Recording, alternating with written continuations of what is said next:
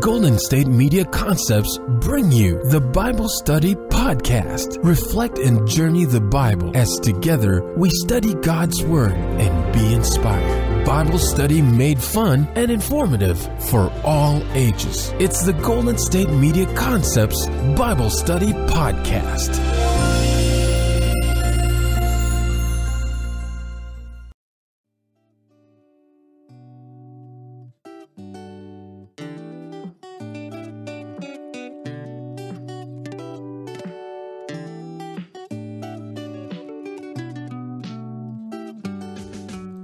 Hello and welcome to the Golden State Media Concepts Bible Study Podcast. I am your host, Sarah, and today is Thursday, June 29th, 2017. Can you believe that tomorrow is the last day of June already? Saturday is July 1st, so, many of you probably have, maybe have a long weekend with the 4th of July being on Tuesday. If that is the case, I wish you a happy and safe 4th of July weekend. I still wish you a happy and safe 4th of July day irregardless of whether or not you have a long weekend. But if you do have the luck of having a long weekend, then enjoy it. Get some time to relax. Hopefully it's not too hot where you are.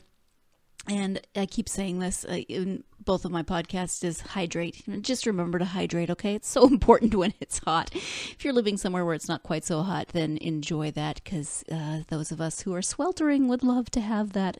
We always want what we don't have, right? When we're hot, we wish we lived somewhere that wasn't so hot. And when we're not hot, when it's chilly, then we wish we lived somewhere where it is hot. Well, we always want what we can't have. At any rate, we are looking at the Old Testament text today for the third Sunday after Pentecost. And this is the first part of the episode, like I did last week. There are two Old Testament texts assigned again for this week. So we have the first Old Testament text and then an alternate text, and then the Psalms. So those texts come from Jeremiah chapter 20, Genesis chapter 21, and Psalm 69. We'll be looking at all three of those today, and then tomorrow we will switch to the New Testament texts for this third Sunday in the season of Pentecost, the third Sunday after Pentecost. So let's go ahead and get started. That first text, the Old Testament text, comes to us from Jeremiah chapter 20, verses 7 through 13, and those verses are as follows. O Lord, you have enticed me, and I was enticed. You have overpowered me, and you have prevailed. I have become a laughingstock all day long. Everyone mocks me. For whenever I speak, I must cry out. I must shout violence and destruction. For the word of the Lord has become for me a reproach and derision all day long. If I say, I will not mention him or speak any more in his name, then within me there is something like a burning fire shut up in my bones. I am weary with holding it in, and I cannot. For I hear many whispering, terror is all around. Denounce him. Let us denounce him. All my close friends are watching for me to stumble. Perhaps he can be enticed, and we can prevail against him and take our revenge on him. But the Lord is with me like a dread warrior. Therefore my persecutors will stumble, and they will not prevail. They will be greatly shamed, for they will not succeed. Their eternal dishonor will never be forgotten. O Lord of hosts, you test the righteous. You see the heart and the mind. Let me see your retribution for them, for to you I have committed my cause. Sing to the Lord, praise the Lord, for he has delivered the life of the needy from the hands of evildoers. So again, that is the first assigned Old Testament text for this week. It comes from Jeremiah chapter 20, verses 7 through 13. And I will confess to you that I struggled with the text this week. Some weeks are like that, where I read them and I just think, oh man, these texts are just not speaking to me. They're so hard. And of course, not every text in the Bible is going to be easy. There's many, many texts in the Bible that are hard, but some weeks you just want, the easy, but that's not how it is. And in fact, one of the commentaries that I read this week from Alphanetta Wines, who is the associate pastor of Connections at First United Methodist Church in Arlington, Texas, wrote a beautiful commentary on this text that helped me to put it back into perspective, because I was just focusing on my own feelings of man, this text is so full of despair. It's just so hard to read. And it's supposed to be. And she starts out her commentary by saying that anyone considering going into ministry would do well to read the book of Jeremiah. And here we see part of that in just these few verses, 7 through 13. We really see the struggle that Jeremiah has as a prophet who has been called by God. He has been called and he has been given this prophecy to go and tell his people that bad things are coming, that destruction is coming, that terror is coming. He's not given a good message, as prophets often aren't. And because of that, also because God has given him the instruction that he's not to marry, he's not to have a family, he is not to participate in social engagements, he also finds himself socially ostracized. So he is committed to this cause, he's committed to the words that God has given him, but it's at this huge price. And here in chapter 20, we really see Jeremiah's despair. She compares him a little bit to Job, who is upset with God, who is frustrated with God, who's frustrated with the way his life has gone, and is crying out to God. She says that unique among the prophets, Jeremiah shares not only his message, but also details of his experience as a messenger. The prophet's pain is on display for all to see. Hiding from neither God himself nor the reader, Jeremiah refuses to be silenced by any who would rather turn away, by any who would prefer to reject him and tune out his message. Given this backdrop, asserting that the prophetic task is difficult and costly is an understatement.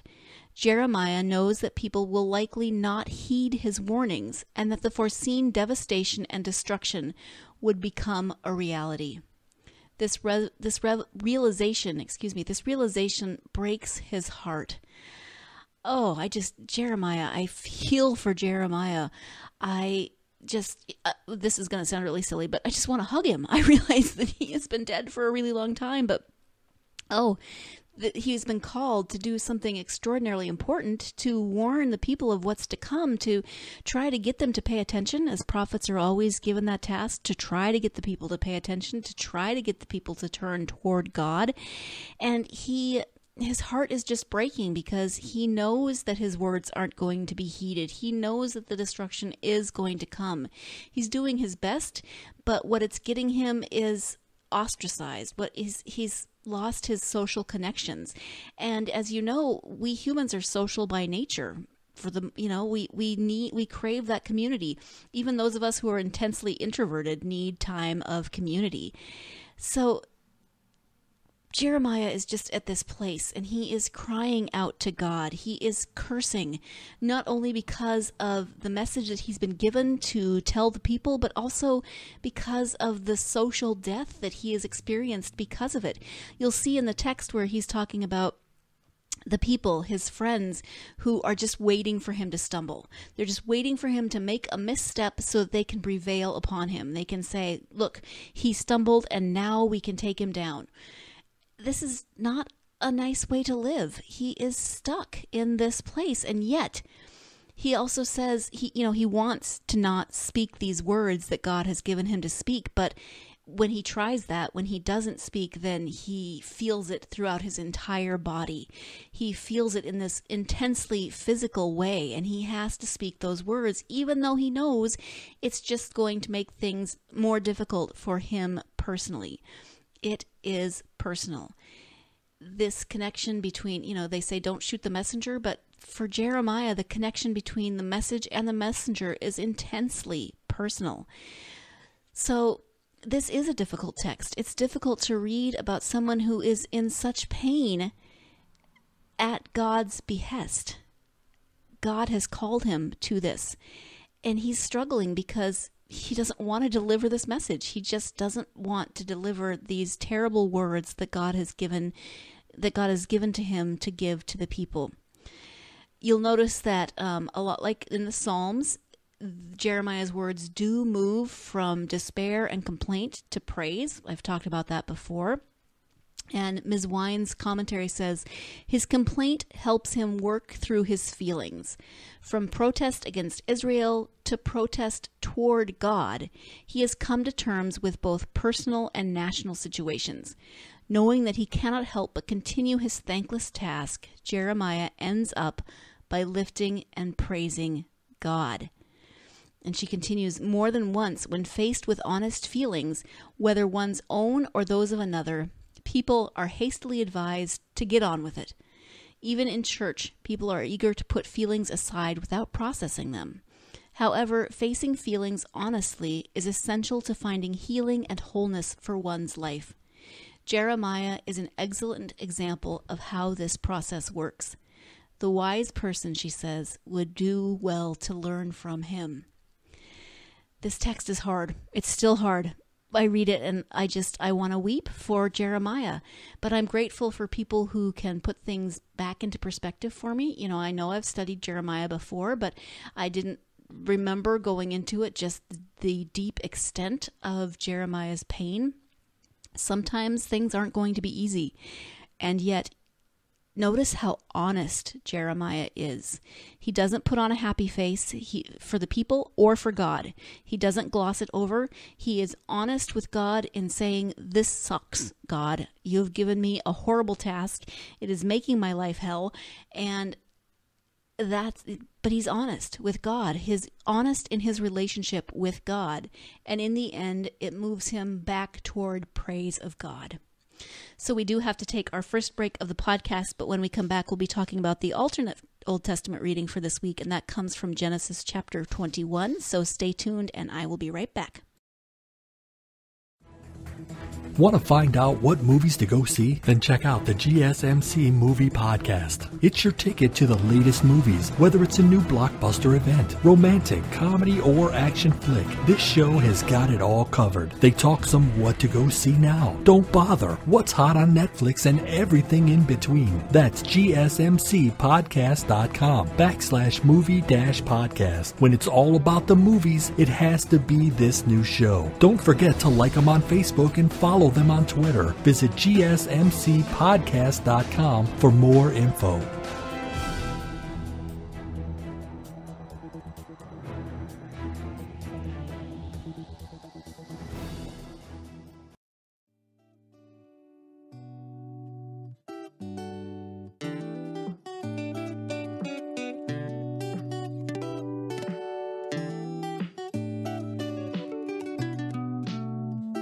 Welcome back to the Golden State Media Concepts Bible Study Podcast. We are going to continue the podcast with the second Old Testament reading assigned for this week, the alternate text that comes from Genesis 21, verses 8 through 21, and those verses are as follows. The child grew and was weaned, and Abraham made a great feast on the day that Isaac was weaned. But Sarah saw the son of Hagar, the Egyptian, whom she had borne to Abraham, playing with her son Isaac.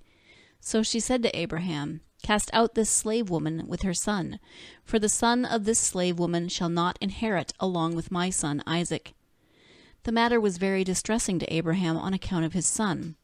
But God said to Abraham, Do not be distressed because of the boy and because of your slave woman. Whatever Sarah says to you, do as she tells you, for it is through Isaac that offspring shall be named for you. As for the son of the slave woman, I will make a nation of him also, because he is your offspring. So Abraham rose early in the morning, and took bread and a skin of water, and gave it to Hagar, putting it on her shoulder along with the child, and sent her away. And she departed, and wandered about in the wilderness of Beersheba. When the water in the skin was gone, she cast the child under one of the bushes. Then she went and sat down opposite him a good way off, about the distance of a bowshot. For she said, Do not let me look on the death of the child. And as she sat opposite him, she lifted up her voice and wept. And God heard the voice of the boy, and the angel of God called to Hagar from the heaven and said to her, What troubles you, Hagar? Do not be afraid, for God has heard the voice of the boy where he is. Come, lift up the boy and hold him fast with your hand, for I will make a great nation of him. Then God opened her eyes, and she saw a well of water. She went and filled the skin with water and gave the boy a drink. God was with the boy, and he grew up, He lived in the wilderness, and he became an expert with the bow. He lived in the wilderness of Paran, and his mother got a wife from him from the land of Egypt. Again, that is Genesis chapter 21, verses 8 through 21. And again, not an easy text. This is not a text that gives me the warm fuzzies, right? Because Sarah has finally been given this amazing gift in Isaac. She's been given the gift that she has been promised, and yet she is concerned, to say the least, jealous, definitely, of the son that Abraham had with Hagar, which is understandable, but they're cast out. They're just sent out into the desert to fend for themselves. And it's a really hard story to read. And one of the commentaries that I read for this week, coming from Catherine Schifferdecker, who's the Associate Professor of Old Testament at Luther Seminary in St. Paul, Minnesota, said that, you know, we're used to talking about the sacrifice of Isaac, and in fact, we're going to be talking about that next week. But she says that this story could be called the sacrifice of Ishmael. Never really thought of it from that perspective, but she's right. It could be called the sacrifice of Ishmael because it's kind of the same thing. God says, don't worry about it. Do what Sarah asks you. I will take care of it. There will be a great nation from Ishmael as well, but Isaac is the one who will have the offspring that will create the great nation that I promised specifically to you. So we have a lot of mirroring and foreshadowing between this story and the story that we'll read next week about Isaac. So here's some context, and this comes from that commentary. She says, Abraham has two sons. The first, the son of a slave woman, is born out of Abraham's and Sarah's understandable doubt that God's promise will be fulfilled. The second, a miracle child, is born to them in their old age against all odds. In Genesis 18, we hear the story of God's impossible promise that Sarah would conceive a child in her old age. She laughed till she cried when she heard the promise, but sure enough, she conceived and bore a son, and they named him Laughter. In this week's reading, the miracle child is now old enough to wean, and Abraham throws a party to celebrate the occasion. And she continues, but all is not well. Sarah saw the son of Hagar the Egyptian, whom she had borne to Abraham, playing with her son Isaac. In Hebrew, the words with her son Isaac don't appear, though the Septuagint adds that phrase. The rabbis, perhaps, she says, to soften the blow of Sarah's and Abraham's subsequent actions, ascribe sinister motives to Ishmael. He is jealous of his little brother and torments him. The biblical phrase, however, has no such connotation. In fact, the word translated playing is a pun on Isaac's name. Ishmael is simply laughing, enjoying himself at the feast. But Sarah, as we know, doesn't want to see this son of a slave woman, this son with whom her husband had, you know, this woman with whom her husband, I cannot get this sentence out. This woman with whom her husband had a child. It's not her child. We can understand where she's coming from, even while we're horrified at her actions. And it's harder from our perspective, of course, because there are these dynamics that are harder to understand, the dynamics of a patriarchal society in which it's okay to have either more than one wife or a wife and several concubines or slave women with whom you have children. Those children can inherit just as your children with your legal wives can inherit. So it's very different from our modern perspective. We can understand Sarah's jealousy, but for me, I'm like, oh my gosh, and she just sends them out to basically die in the wilderness. We, of course, know the end of the story. We know that's not how it turns out, but you have to imagine that Hagar was feeling like she was being sent out into the wilderness to die. We don't know if Ishmael was old enough to understand what's going on. We are told that Abraham doesn't want to do it because, of course, Ishmael is his son, but God does tell him to do what Sarah requests, and God reassures Abraham that Ishmael too will be the father of a nation. So Abraham gets up and he puts food and a skin of water on Hagar's shoulder and sends away his son with the boy's mother. And the commentary continues, it's not the first time Hagar wanders in the wilderness. In chapter 16, pregnant, she flees a conflict with Sarah and ends up speaking with the Lord and even naming God a God of seeing. This time, however, she has nowhere to turn. She has no option to return to Abraham and Sarah, so she wanders into the wilderness to almost certain death. She continues, this story in chapter 21 does not seem to know the genealogical notes of chapter 16, verse 16, and chapter 21, verse 5, which would make Ishmael a teenager when Isaac is born. Obviously this mother couldn't carry a teenager on her shoulder as she's wandering through the wilderness, nor would she be able to cast him under a bush, kind of chuck him under a bush when the water runs out. So here Ishmael is best understood as a small child. That's the image that we get from the words. And one who is crying from thirst as his mother goes off a distance because she cannot watch her son die in this manner. But for the second time in her life, Hagar gets a visit from God. Or an angel. Often in Genesis, the commentary says those lines between the two, between God and the angel, are blurred. And God hears the voice of Ishmael. And then God hears and God responds. God hears and has compassion. And the angel of the Lord speaks to Hagar and says, do not be afraid. And the commentary says, do not be afraid, though things seem hopeless. Take the child in your arms. I have heard his cries. I will save him and make of him a great nation. And then God opens Hagar's eyes to this well, and just as this is another mirroring and foreshadowing part, because next week we'll talk about Abraham and the ram that appears kind of as the well appears in this story. And so she is given a second chance. She and Ishmael are given the second chance. Ishmael grows up in the wilderness, and he does become the father of a great nation, the Ishmaelites. He also becomes the father-in-law of Esau, the other overlooked son. Isn't that interesting that these things just keep tying together? His descendants, she says, appear a few other times in the biblical text. It is the Ishmaelites, for instance, who sell Joseph, the beloved son, into slavery in Egypt. So they keep appearing. And then, of course, the Muslim tradition claims Ishmael as the father of Islam. So that is the great nation that comes from Ishmael. That, of course, all comes later. So what we have now is this very difficult story of a woman and her child being sent out. But God is there, and God is with even this Egyptian slave woman who is cast out. Even she and her illegitimate son who are cast out into the desert. God is with them.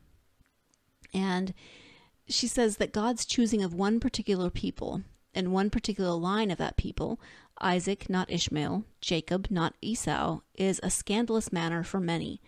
The scandal is difficult for we who value fairness and egalitarianism. Again, it's hard to understand from our modern perspective, right?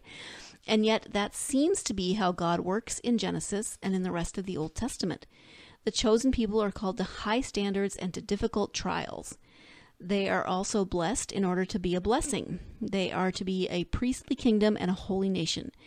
It's not an easy thing to be chosen, according to the biblical witness. It is both a privilege and a responsibility.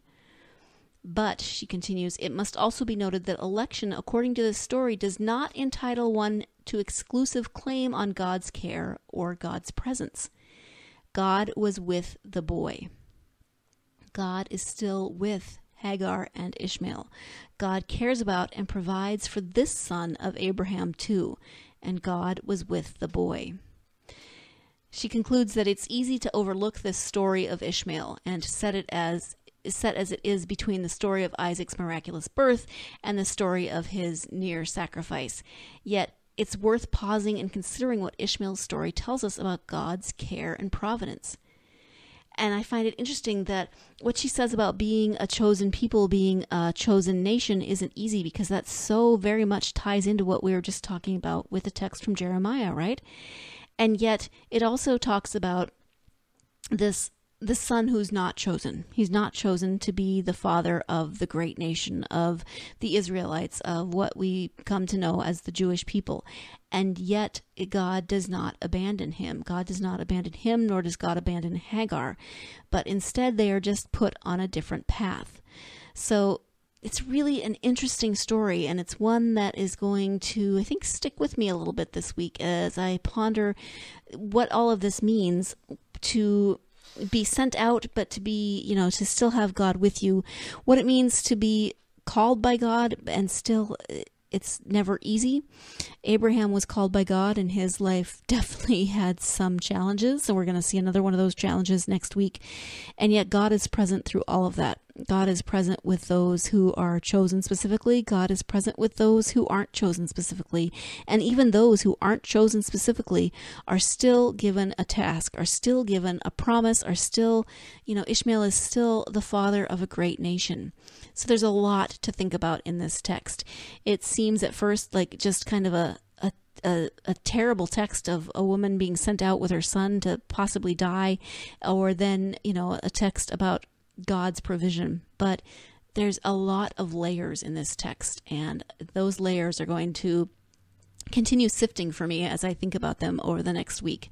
So hopefully that is a little bit of the same for you. Maybe all of this you've already heard, but hopefully you will think about those layers throughout the week as you go through your week, what it means to be chosen, what it means that God's presence is with us regardless of what we are chosen for.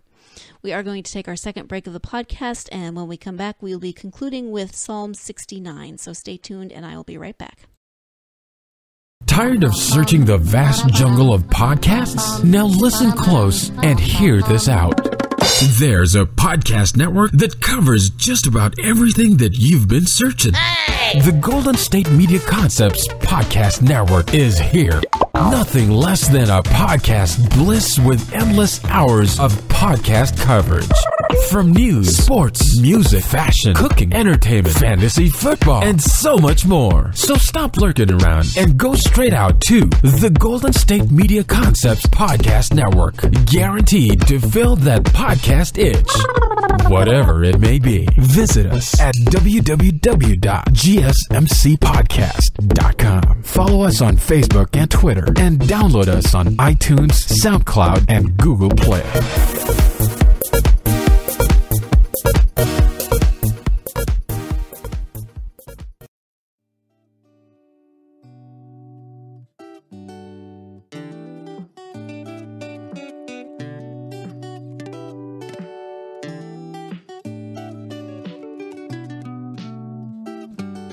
Welcome back to the Golden State Media Concepts Bible Study Podcast. We are turning our attention now to the psalm assigned for this week, and it is Psalm 69, verses 7 through 10 and 16 through 18. And in brackets, we have 11 through 15.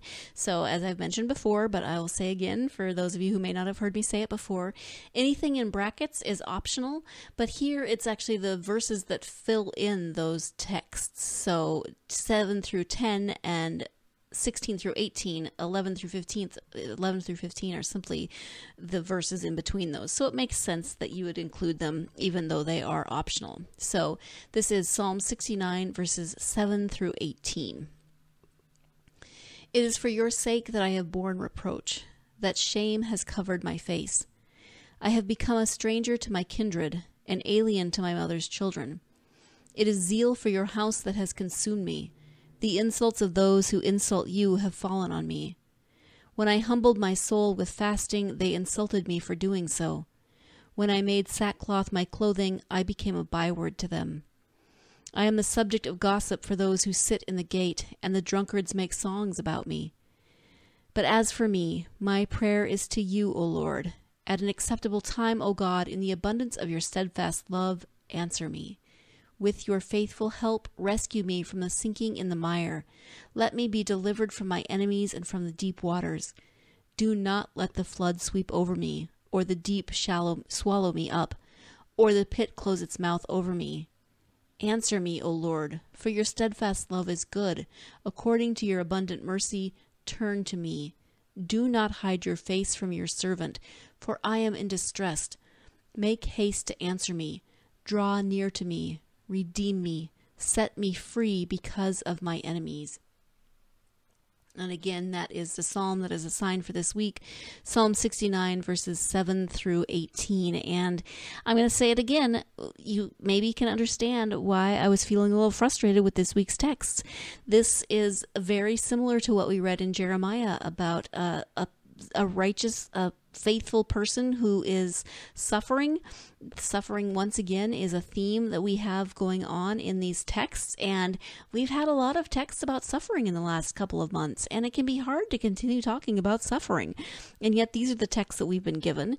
So what's interesting about this text is that the psalmist is suffering, but he is suffering through no fault of his own. Rather, his devotion to God. We hear him talk about that he is being punished strictly for his righteousness, for his zealousness toward God.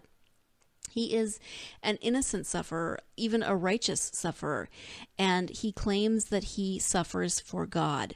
So this is, according to Paul K. Cho, this is a profound meditation on suffering, comparable to those suffering servant passages in Isaiah. And I apologize, Paul Cho is the assistant professor of Hebrew Bible at Wesley Theological Seminary in Washington, D.C. I didn't say that. So here we have a text that is comparable to the suffering servant songs in the book of Isaiah, and we've talked some about those in past podcasts. He is a servant of God, and yet he is suffering. And in this psalm, that suffering is not as a consequence of sin. It's suffering out of piety, and it is suffering that benefits God. That is a hard statement to wrap our brains around, right? That's something that we don't really want to think about.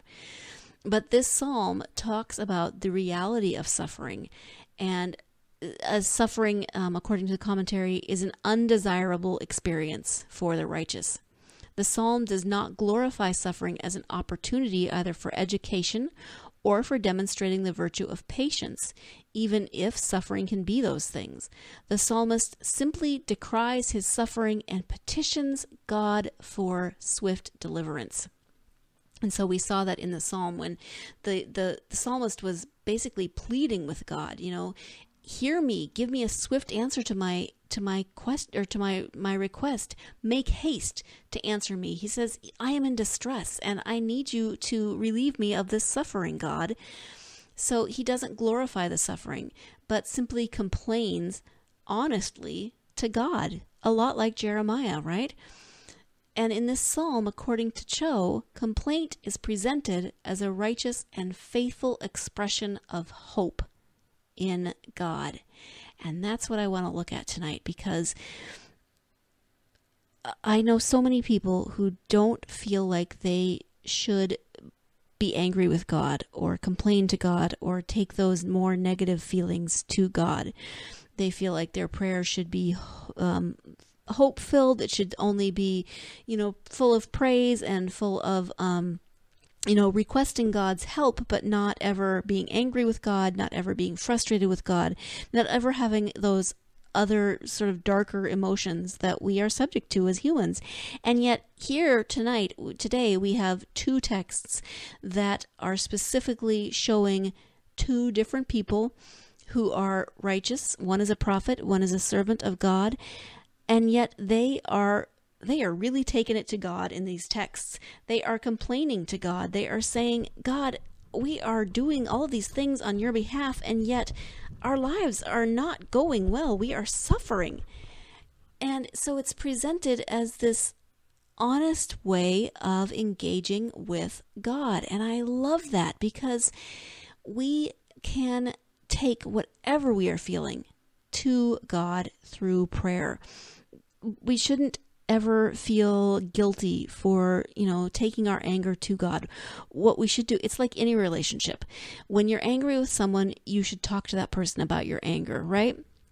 You shouldn't triangulate. So if you're angry with person A, you don't go to person B and complain about person A to person B. That's not healthy, and it doesn't do anybody any good. Instead, you're supposed to go to person A and say, you know what, I'm angry with you and this is why. Or my feelings are hurt and this is why. Or I am frustrated with you and this is why. It's not easy, right? It is so not easy to go confront people with those negative emotions and to have an honest conversation about why you're angry, why you're frustrated, why your feelings have been hurt. And yet that is the way that we have honest and healthy relationships. And it's no different with God. If we only go to God with the platitudes or with praise or our happier moments, or even just petitions, if we only go to God with petitions, but we don't ever tell God how we're feeling. So if we only go to God and say, please God, I am praying for so-and-so who is facing whatever it is, a terminal illness or a difficult situation or whatever it is, but we do not express what we're feeling. Maybe we are feeling angry with God because this person is suffering, or we are suffering, and we feel like we don't deserve to be suffering. If we don't go to God with those emotions, we're not having an honest conversation with God. So having a relationship with God is a lot like having a relationship with anybody. We have to be honest. We have to be our authentic selves with God, because God is always God's authentic self with us. So we don't not take our problems to God. The psalmist is pleading with God, please God, make haste, hear my cry, and take care of this. But I am frustrated. I am angry that I am suffering, even though I'm suffering because of things that I'm doing out of love for you. My family and friends are gossiping about me. They're making fun of me. And words are, unfortunately, a very, very effective weapon, and we use them ourselves. And so we have two examples today of extraordinarily honest conversation from people who are in relationship with God. That's something I'm going to think about this week. How am I communicating with God?